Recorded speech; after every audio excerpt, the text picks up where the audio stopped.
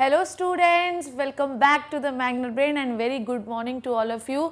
आधे से अधिक लोग सरप्राइज होंगे कि आज मैं सुबह कैसे। एक्चुअली कल रात की आपकी बहुत सारे मैसेजेस देखने के बाद हमने ये डिसाइड किया कि आज से बायो के लेक्चर जो है जनरली वो आपको सुबह जो है दिखाए जाएंगे, क्योंकि रात में जो है बहुत लेट हो जाता है और आप पढ़ नहीं पाते। सो आपकी प्रॉब्लम का हल निकाल दिया गया है। अब आते हैं टॉपिक पर। आधे से अधिक लोगों को ये समझ में आ गया होगा कि आज हम पढ़ने क्या वाले हैं, क्योंकि पीछे जो वीडियो या जीआईएफ चल रहा है उससे सब लोगों ने अंदाज़ा लगा लिया होगा कि बेसिकली हम एक डेवलपमेंट के बारे में पढ़ने वाले हैं और वो डेवलपमेंट है आपका। ठीक है, तो ये जो इमेज है, वो जो ये जीआईएफ है, वीडियो ये बता रहा है कि किस तरीके से एक अर्ली मैन का डेवलपमेंट एक इंसान में हुआ।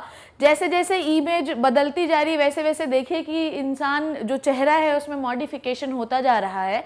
सबसे पहले जो चेहरा था वो एक गोरिल्ला का था, पर धीरे धीरे देखिए ये गोरिल्ला हुआ, उसके बाद धीरे से और मॉडिफाई होगा, जॉ लाइन चेंज होगा, आईज चेंज होंगी, नाक का स्ट्रक्चर चेंज होगा, जो ये वाला जो आपका माथे का स्ट्रक्चर है, जो आपका सर का स्ट्रक्चर है, वो सारी चीज़ें चेंज होंगी और लास्ट में एक वेल डेवलप्ड ह्यूमन बीइंग मतलब कि हम बन जाएंगे। तो बेसिकली आज आपको पढ़ना क्या है? आज आपको पढ़ना है इवोल्यूशन के बारे में, डेवलपमेंट के बारे में। इवोल्यूशन अपने आप में एक प्रोसेस और एक प्रोग्रेस की कहानी है। इवोल्यूशन हर ऑर्गेनिज्म में हमेशा चलता रहता है।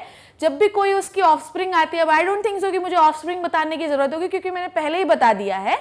तो जब भी किसी भी ऑर्गेनिज्म की ऑफस्प्रिंग आती है तो मैंने आपको कितने बार बताया है कि उसमें कोई ना कोई बदलाव, कोई ना कोई चेंज जरूर होता है, जिसे हम कहते हैं वेरिएशन। ओके, जो भी चीज, जो भी चेंज आपको नई जनरेशन में दिखेगा और उसकी पुरानी जनरेशन में वो नहीं था, it is called as variation. ये वेरिएशन आगे धीरे धीरे धीरे धीरे धीरे धीरे धीरे धीरे आगे बढ़ते बढ़ते बढ़ते देखिए स्पीशीज चेंज होती जा रही है, चेंज होती जा रही है, चेंज होते जा रही है, और लास्ट में वो एक well mannered, well behaved human being मतलब होमो सेपियंस का फॉर्मेशन या निर्माण करेंगे।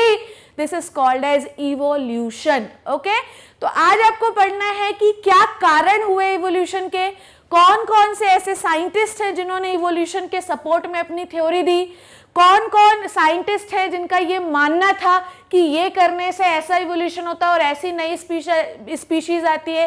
तो इस चैप्टर में हमारा टारगेट ये है कि हमें ये समझना है कि बेसिकली एक नए स्पीशीज का, ये एक नए ऑर्गेनिज्म का जन्म इस अर्थ में कैसे हुआ, इस अर्थ में लाइफ कैसे आई। इसके पहले वाले पार्ट में आपने क्या पढ़ा? इसके पहले वाले पार्ट में हम लोगों ने पढ़ा कि भाई स्पीशीज आ गई है, उसमें किस तरीके से कैरेक्टर बदलते जाते एक जनरेशन से दूसरी जनरेशन से तीसरी जनरेशन में। यहां पर आपको यह सीखना है कि जिस चीज के बारे में आप पढ़ रहे थे वो आई कैसे अर्थ में। ओके, और किस तरीके से उसमें डेवलपमेंट होता गया, किस तरीके से इवोल्यूशन होता गया, ये सारी चीजें आपको इस चैप्टर में पढ़नी है। ये जीआईएफ सिर्फ इसीलिए लगा गया है ताकि आपको ये समझ में आए या समझ में दिलाया जाए कि भाई जैसे जैसे आप आगे बढ़ते जाएंगे वैसे वैसे चीजों में चेंज होता जाएगा और नई नई स्पीशीज जो है आगे आती जाएंगी। So let's start with the evolution. क्या कहता है? हमेशा ये याद रखिए कि जब भी हम किसी साइंस या बायोलॉजी के शब्द के बारे में बात करते हैं तो वो कहीं ना कहीं लैटिन जो भाषा होती है उससे ही ओरिजिनेट होता है।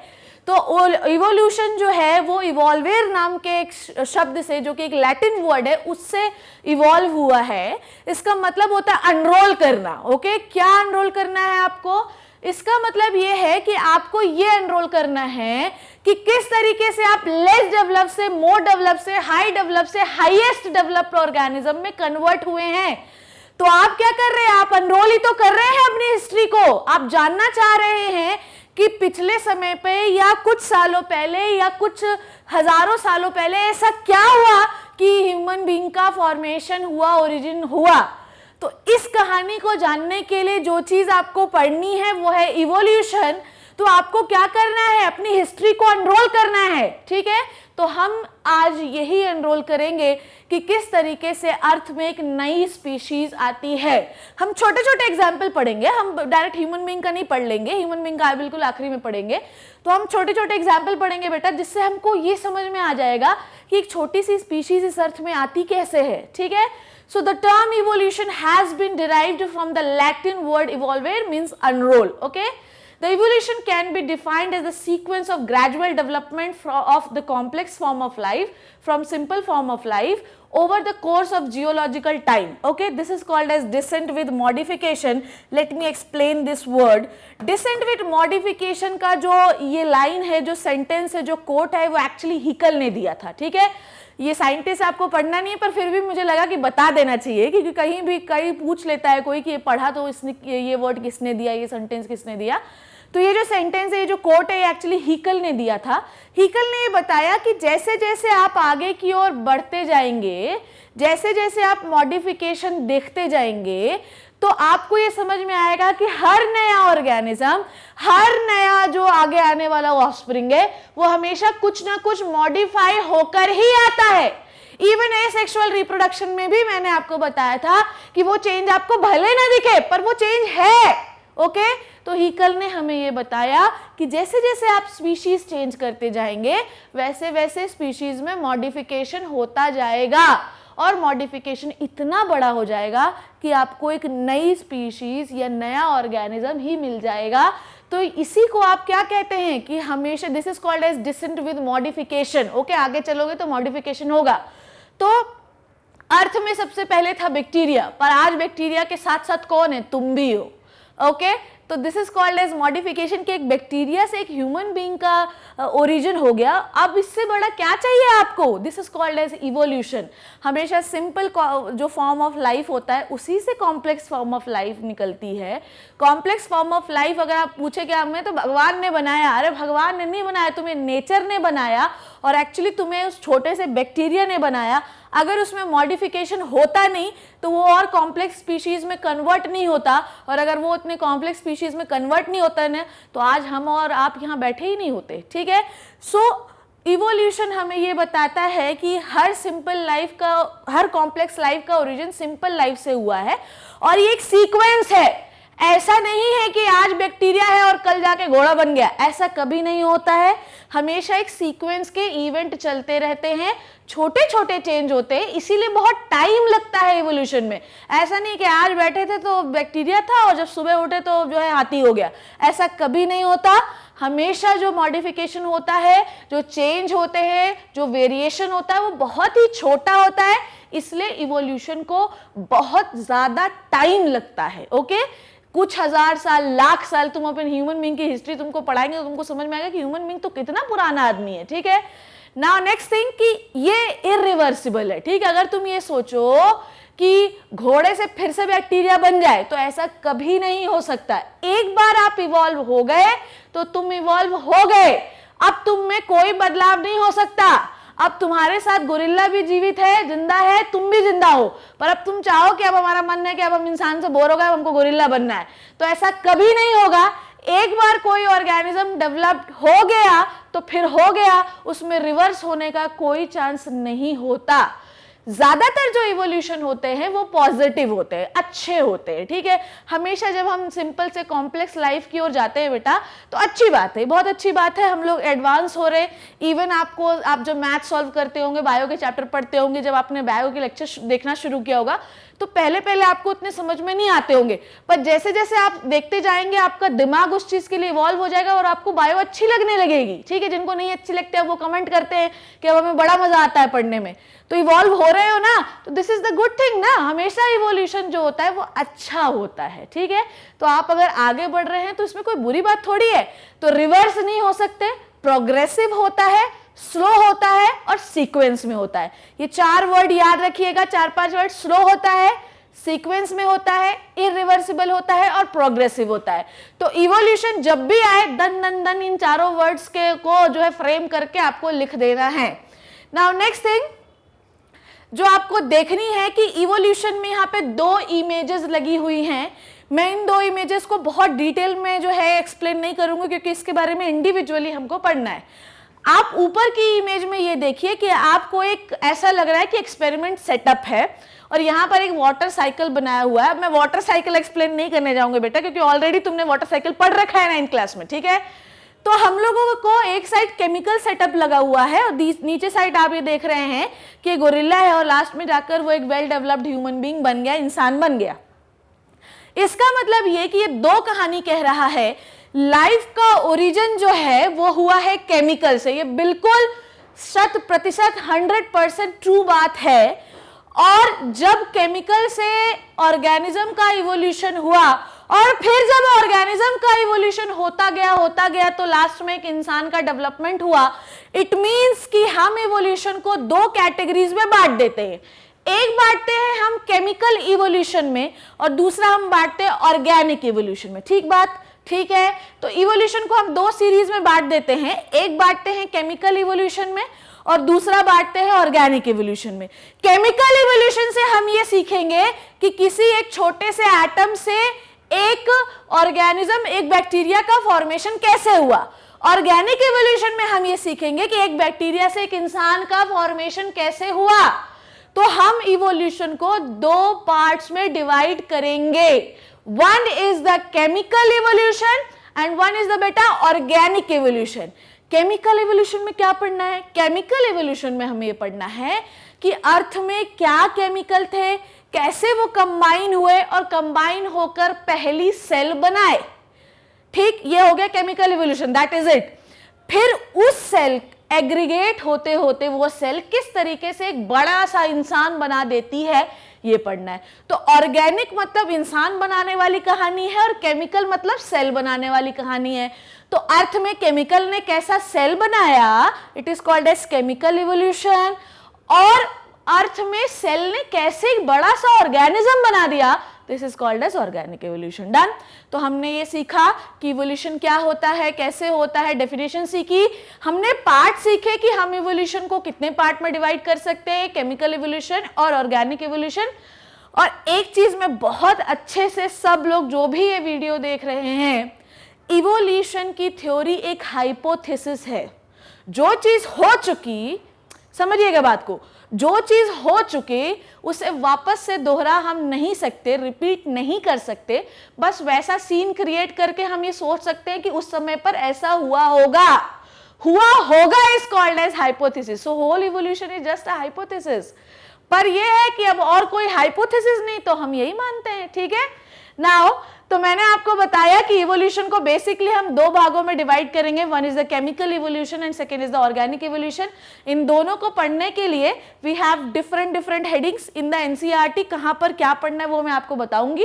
पहले इन दोनों के बीच में मैं आपको डिफरेंस बताती हूँ। आई होप कि ये आप समझ गए हैं कि what is the chemical evolution. Chemical से सेल बनाना है, ठीक है, this is called as chemical evolution.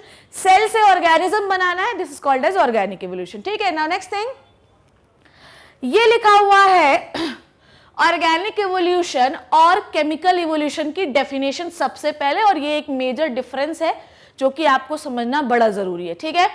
आपके एनसीईआरटी में भी है, मैं बताऊंगी किस पेज पे है और किसको आप केमिकल इवोल्यूशन कहते हैं, क्योंकि आधे लोगों को ये समझ ही नहीं आ रहा होगा कि क्या केमिकल इवोल्यूशन चल रहा है। हम बताएंगे कि किस थ्योरी को आप केमिकल इवोल्यूशन कहते हैं।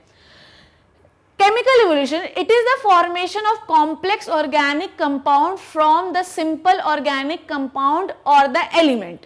Chemical evolution में आपको एक element, it may be iron, copper, nickel, zinc, hydrogen, carbon, anything, इस element से आपको एक complex organic compound बनाना है। समझिए बात को। आपके अर्थ में जब अर्थ बनना शुरू हुई तो उसमें बहुत सारे एलिमेंट थे, पर वो सब इधर घूम रहे थे। बाद में वो सब एलिमेंट एग्रीगेट हुए और उन्होंने बनाया कंपाउंड। ठीक है। तो एलिमेंट से ऑर्गेनिक कंपाउंड क्या हो सकता है? प्रोटीन हो सकता है और फैट हो सकता है, कार्बोहाइड्रेट बनाना है। ये सब बनाने की कहानी इज द केमिकल इवोल्यूशन। मतलब आप कार्बन, हाइड्रोजन, ऑक्सीजन को कलेक्ट करो, बनाओ carbohydrate. Carbon, hydrogen, oxygen, nitrogen को कलेक्ट करो, बनाओ प्रोटीन और फैट। तो कुल मिला के आपने भी जीवन नहीं बनाया, आपने सिर्फ क्या बनाया? ऑर्गेनिक कंपाउंड बनाए। क्या बनाए? ऑर्गेनिक और इनऑर्गेनिक भी। ऐसा ना समझे कोई कि इनऑर्गेनिक कंपाउंड नहीं बने, ऑर्गेनिक और इनऑर्गेनिक दोनों कंपाउंड आपने किससे बनाए? एलिमेंट से। पर अगर हम बात करें ऑर्गेनिक इवोल्यूशन की, तो it is the formation of complex form of life from the simple form of life. जब हम केमिकल इवोल्यूशन में ऑर्गेनिक कंपाउंड का फॉर्मेशन पढ़ लेंगे बच्चों, तो उस ऑर्गेनिक कंपाउंड से हम बनाएंगे सेल। क्या बनाएंगे? सेल।